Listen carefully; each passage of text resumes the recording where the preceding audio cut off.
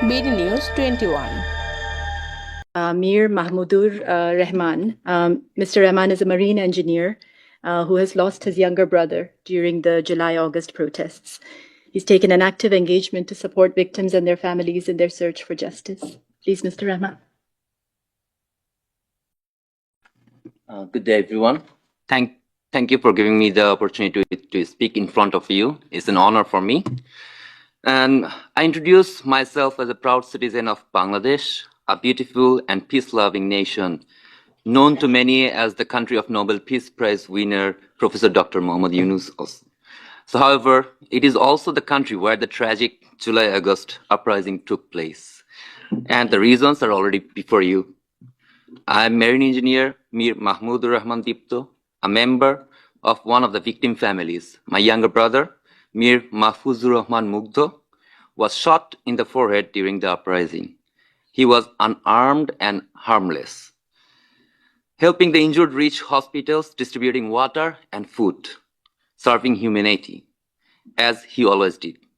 But this time he was shot dead on the spot.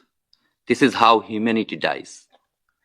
His death made headlines worldwide because we refused to stay silent, unlike many who had to.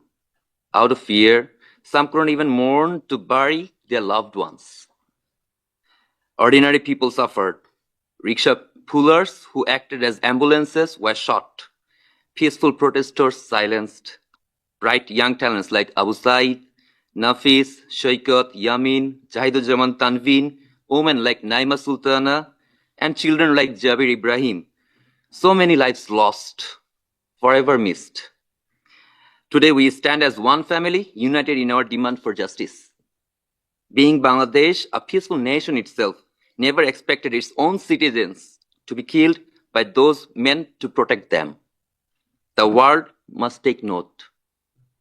I thank the Office of the High Commissioner for Human Rights for their commitment to bring the truth in front of the world. This report is not just numbers, it holds the pain, loss, and struggle for justice of real people. I see my own grief and the one of many others reflected in this report. Justice is not a single act, but a process, one that demands prosecution, truth-seeking, reparations, and institutional reforms. For victims, justice means accountability, not just for those who pulled the trigger, but also for those who gave the orders. There has been some progress. The International Crimes Tribunal has begun contacting victims' families, and Home Ministry officials are now holding bi-weekly meetings to update us on investigations. But gaps remain.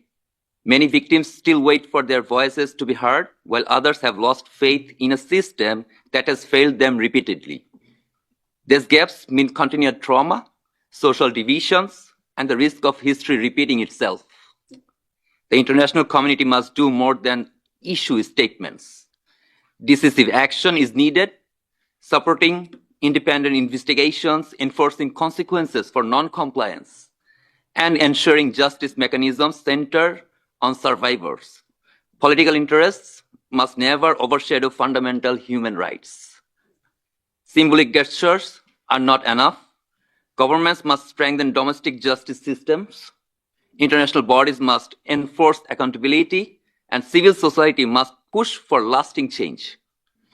From this tragedy, a new slogan has emerged in Bangladesh, that is Abu Said Mugdho Shesh Hoy Nai Juddho, which means Abu Said Mugdho, the fight isn't finished yet.